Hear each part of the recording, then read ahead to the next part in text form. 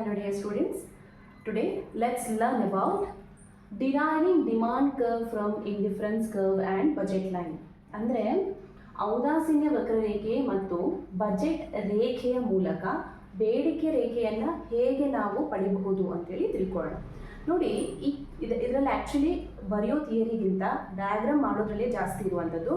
So this will come for 6 marks, 6 ಮಾರ್ಕ್ಸಿನ question ಈ ಚಾಪ್ಟ್ರಲ್ಲಿ. ಸೊ ನೋಡೋಣ how to derive demand curve from indifference curve and budget line. ಈ concept ನಿಮ್ಗೆ explain ಮಾಡೋ ಮೊದಲು ನೀವು first you should know what is the meaning of indifference curve and budget line. See, indifference curve ಅಂದರೆ as I already told you in the last video, indifference curve which explains about different combination of two goods which give same level of satisfaction. ಅಂದರೆ ಒಂದೇ ರೀತಿಯ ತೃಪ್ತಿಯನ್ನು ನೀಡುವಂತಹ ವಿವಿಧ ಸಂಯೋಜನೆಗಳ ಎರಡು ಸರಕನ್ನು ನಾವೇನಂತ ಕರಿತೀವಿ ಅಂತ ಹೇಳಿದ್ರೆ ಔದಾಸೀನ್ಯ ವಕ್ರರೇಖೆ ಅಂತ ಕರಿಬೋದು, ಹೌದಾ? ಸೊ ಇಲ್ಲಿ ಬೇರೆ ಬೇರೆ ಸಂಯೋಜನೆಗಳಲ್ಲಿ ಒಂದೇ ರೀತಿಯ ತೃಪ್ತಿಯನ್ನು ಸಿಗುತ್ತೆ ಎಲ್ಲಿ ಇಂಡಿಫರೆನ್ಸ್ ಕರ್ವಲ್ಲಿ. ಬಜೆಟ್ ಲೈನ್ ಅಂತ ಹೇಳಿದ್ರೆ it explains about consumer going to spend her entire income to purchase any two commodity. ಅಂದರೆ ಯಾವುದಾದ್ರೂ ಎರಡು ಸರಕುಗಳನ್ನು ಆಕೆ ಖರೀದಿ ಮಾಡಲಿಕ್ಕೆ ಆಕೆ ಇರುವಂತಹ ಎಲ್ಲ ಆದಾಯವನ್ನು ಖರ್ಚು ಮಾಡಿದ್ರೆ ಅದನ್ನು ನಾವು ಬಜೆಟ್ ಲೈನ್ ಅಂತ ಹೇಳ್ತೀವಿ, ಬಜೆಟ್ ರೇಖೆ ಅಂತ ಹೇಳ್ಬೋದು. ಈಗ ಈ ಎರಡನ್ನ ಯೂಸ್ ಮಾಡಿಕೊಂಡು ಹೇಗೆ ಯಾವುದಾದ್ರೂ ಒಂದು ಕಮಾಡಿಟಿದು ಡಿಮಾಂಡ್ ಲೈನನ್ನು ಡ್ರಾ ಮಾಡೋದು ಹೇಗೆ ಅಂತ ಹೇಳುವಂಥದ್ದು. ನೋಡಿ, ನೀವು ಡ್ರಾ ಮಾಡುವಾಗ ಎಕ್ಸಾಮ್ನಲ್ಲಿ ಎರಡು ಒಂದೇ ಥರ ಪಕ್ಕ ಪಕ್ಕ ಇರುವ ಹಾಗೆ ಡಯಾಗ್ರಾಮ್ ಬಿಡಿಸ್ಕೊಳ್ಳಿ ಫಸ್ಟ್. ಓಕೆ,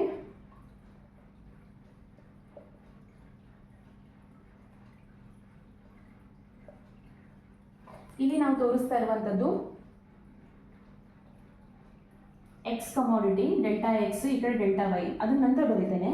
ಈಗ ನಾನು ಬರೆಯುವಂಥದ್ದು ಫಸ್ಟು ನಾನು ಬಜೆಟ್ ಲೈನನ್ನು ಹಾಕ್ಕೊಳ್ತೇನೆ ಹೀಗೆ. ಓಕೆ, ಬಜೆಟ್ ಲೈನ್ಗೆ ಒಂದು ಹೆಸರು ಕೊಡ್ತೀನಿ. ಇದು ಎ ಅಂತ ಕೊಟ್ಟೆ, ಇಲ್ಲಿ ನಾನು ಬಿ ಅಂತ ಕೊಡ್ತಾ ಇದ್ದೀನಿ, ಆಯಿತಾ? ಈ ಬಜೆಟ್ ಲೈನ್ಗೆ ಟಚ್ ಆಗುವ ಹಾಗೆ ಇಂಡಿಫರೆನ್ಸ್ ಕರ್ವನ್ನು ಹಾಕ್ಕೊಳ್ಳುವಂಥದ್ದು IC1. ಈ ಪಾಯಿಂಟನ್ನು ನಾವು optimal choice of the consumer ಅಂತ ಕರಿತೀವಿ, ಹೌದಾ? ಸೊ ಇದಕ್ಕೊಂದು ಹೆಸರು ಕೊಡೋದು ಬಿ ಅಂತ ಕೊಡ್ತಾ ಇದ್ದೀನಿ.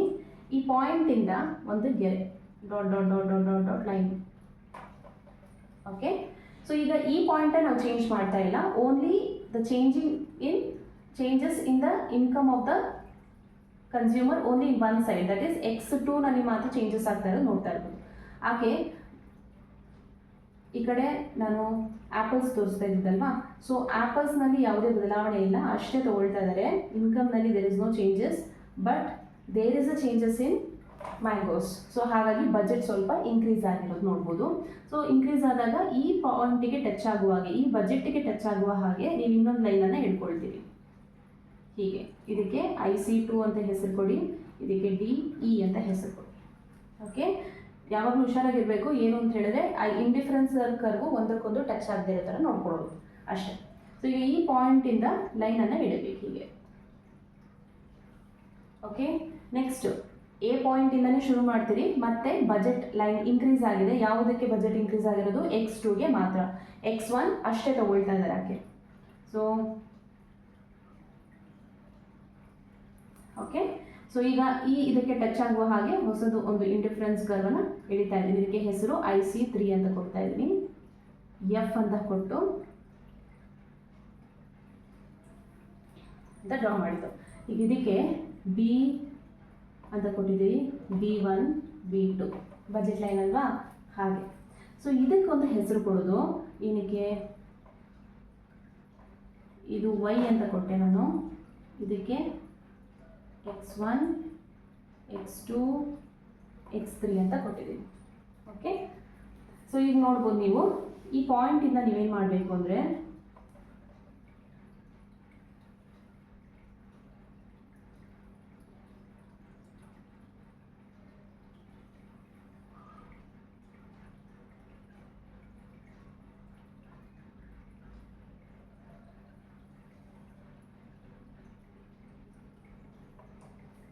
ಈ ಕಡೆ ಜಾಯಿನ್ ಕೊಡ್ತಾ ಇದ್ದೀನಿ. ಯಾಕೆ ಅಂತ ಹೇಳಿದ್ರೆ ಈ ಡಯಾಗ್ರಾಮ್ ಏನು ಎಕ್ಸ್ಪ್ಲೈನ್ ಮಾಡ್ತಿದೆ ಅಂದರೆ changes in the X2 price ಮತ್ತು ಕ್ವಾಂಟಿಟಿಯಲ್ಲಿ ಚೇಂಜಸನ್ನು ತೋರಿಸ್ತಾ ಇರೋದು ಡಿಮಾಂಡಲ್ಲಿ.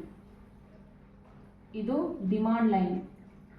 ಓಕೆ, ಸೊ ಈ ಕಡೆ ನಾನು ತೋರಿಸ್ತಾ ಇದ್ದೀನಿ price.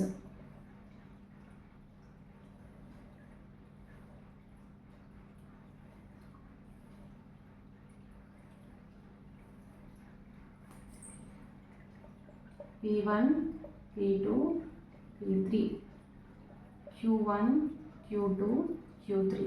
So the quantity of mangoes, prices of mangoes. Panel A, panel B. So diagram ಬರ್ದಾಯಿತು. ಈಗ ಎಕ್ಸ್ಪ್ಲೈನ್ ಮಾಡ್ತಾ ಹೋಗ್ತೀನಿ ಏನು ಆ್ಯಕ್ಚುಲಿ ಏನು ಅಂತ ಹೇಳಿ. ನೋಡಿ, ಈ ಡಯಾಗ್ರಾಮ್ ಏನು ಎಕ್ಸ್ಪ್ಲೈನ್ ಮಾಡ್ತಾ ಇದೆ ಅಂತ ಹೇಳಿದ್ರೆ, ಒಂದು ಪ್ಯಾನಲ್ ಏನಲ್ಲಿ it is explaining about indifference curve, budget line. ಆ ಎರಡು ಪಾಯಿಂಟ್ ಟಚ್ ಆಗೋದನ್ನು ನಾವು optimal choice of the consumer ಅಂತ ಹೇಳ್ಬೋದು. ಈ ಪಾಯಿಂಟಲ್ಲಿ ಪರ್ಚೇಸ್ ಮಾಡ್ತಾರೆ. ನೋಡಿ, there is no changes in the X2 commodity. X2ನಲ್ಲಿ ಯಾವುದೇ ಬದಲಾವಣೆ ಆಗ್ತಾ ಇಲ್ಲ. So there is only changes in X1. ಚೇಂಜಸ್ಸಲ್ಲಿ ಬರೀ ಈ ಕಡೆ ಮ್ಯಾಂಗೋಸಲ್ಲಿ ಮಾತ್ರ ಇನ್ಕ್ರೀಸ್ ಆಗ್ತಾ ಇರೋದು ನೋಡ್ಬೋದು. ಸೊ ಕನ್ಸ್ಯೂಮರ್ದು ಬಜೆಟು ಒಂದು ಸೈಡಲ್ಲಿ ಮಾತ್ರ ಇನ್ಕ್ರೀಸ್ ಆಗ್ತಾ ಇದೆ. ಅಂದರೆ ಆಕೆಗೆ ಆ್ಯಪಲ್ಸ್ ತೊಗೊಳ್ಳಿಕ್ಕೆ ಮನಸ್ಸಿಲ್ಲ, ಆಕೆ ತೊಗೊಳ್ತಾ ಇರೋದು ಬರೀ ಮ್ಯಾಂಗೋಸ್ ಮಾತ್ರ. ಅದನ್ನು ಹಾಗೆ ಇಟ್ಕೊಂಡು, ಆ್ಯಪಲ್ಸನ್ನು ಹಾಗೆ ಕಾನ್ಸ್ಟೆಂಟಲ್ಲಿ ಇಟ್ಕೊಂಡು ಮ್ಯಾಂಗೋಸ್ ಮಾತ್ರ ಏನು ಮಾಡ್ತಾ ಇದ್ದಾಳೆ, ಆಕೆ ಜಾಸ್ತಿ ಪರ್ಚೇಸ್ ಮಾಡ್ತಾ ಇದ್ದಾಳೆ. ಸೊ ಜಾಸ್ತಿ ಪರ್ಚೇಸ್ ಮಾಡಬೇಕು ಅಂತ ಮನಸ್ಸಾಗಿ ಆಕೆಯ ಬಜೆಟ್ ಕೂಡ ಏನಾಗಿದೆ, ಇನ್ಕ್ರೀಸ್ ಆಗ್ತಾ ಇರೋದು ನೋಡ್ಬೋದು. ಇದರ ಜೊತೆ ಡಿಮಾಂಡ್ ಕರ್ವ್ ಹೇಗೆ ಮ್ಯಾಚಪ್ ಆಗ್ತಾ ಇದೆ ಅಂತ ನೋಡ್ತಾ ಇರ್ಬೋದು ನೀವು ಇಲ್ಲಿ. ನೋಡಿ, ಒಂದು ಸೈಡಲ್ಲಿ ಕ್ವಾಂಟಿಟಿ ಆಫ್ ಮ್ಯಾಂಗೋಸ್ ತೋರಿಸ್ತಾ ಇದ್ದೀವಿ, ಇನ್ನೊಂದು ಸೈಡಲ್ಲಿ ಪ್ರೈಸ್ ಆಫ್ ಮ್ಯಾಂಗೋಸ್ ತೋರಿಸ್ತಾ ಇದ್ದೀವಿ. ಸೊ ಎಲ್ಲಿ X1 ಇರುತ್ತೆ, ಸೊ ಆ ಪಾಯಿಂಟಲ್ಲಿ she is going to purchase Q1 amount of mangoes when the price is P3. ನಿಮಗೆ ಡಿಮಾಂಡ್ ಅಂದರೆ ಏನು ಅಂತ ಹೇಳಿದ್ರೆ, demand which explains about inverse or negative relationship between price and demand. ಹೌದಾ, ಪ್ರೈಸ್ ಜಾಸ್ತಿ ಆಗ್ತಾ ಕ್ವಾಂಟಿಟಿ ಡಿಮಾಂಡ್ ಏನಾಗುತ್ತೆ, ಕಮ್ಮಿ ಆಗುತ್ತೆ. ಸೊ ಇಲ್ಲಿ ನೋಡ್ಬೋದು, when the price is P3, so she is going to purchase only Q1 amount of quantity. So ಆಕೆ budget ಇಲ್ಲಿ ಜಾಸ್ತಿ ಆಗ್ತಾ ಇರೋದು ನೋಡ್ಬೋದು. ಬಜೆಟ್ ಜಾಸ್ತಿ ಆಗ್ತಾ ಇರುವಾಗ ಆಕೆ ಏನು ಮಾಡ್ತಾಳೆ, ಸ್ವಲ್ಪ ಜಾಸ್ತಿ ತೊಗೊಳ್ತಾ ಇದ್ದಾಳೆ. ಸೊ ಬಜೆಟ್ ಜಾಸ್ತಿ ಆಗ್ತಾ ಇದೆ, ಅದ್ರ ಜೊತೆಗೆ ಆಕೆ ಜಾಸ್ತಿ ತೊಗೊಳ್ತಾ ಇದ್ದಾಳೆ. ಬಟ್ ಇಲ್ಲಿ ಏನು ನೋಡ್ಬೋದು, ಪ್ರೈಸು ಕೂಡ ಏನಾಗ್ತಾ ಇರೋದು ನೋಡ್ಬೋದು, ನೀವು ಕಡಿಮೆ ಆಗ್ತಾ ಇರೋದು ನೋಡ್ಬೋದು. So you can see here price is decreasing, her budget is increasing, so that she is purchasing more ಅಷ್ಟೇ. ಸೊ ಪ್ರೈಸ್ ಏನಾಗ್ತಾ ಇದೆ, ಡಿಕ್ರೀಸ್ ಆಗ್ತಾ ಇದೆ, ಅವಳದು ಬಜೆಟ್ ಏನಾಗ್ತಾ ಇದೆ, ಇನ್ಕ್ರೀಸ್ ಆಗ್ತಾ ಇದೆ. ಸೊ ಹಾಗಾಗಿ ಏನು ಮಾಡ್ತಿದ್ದಾಳೆ, ಆಕೆ ಜಾಸ್ತಿ ಪರ್ಚೇಸ್ ಮಾಡ್ತಾ ಇರೋದು ನೋಡ್ಬೋದು. So this is about deriving demand curve from indifference curve and budget line.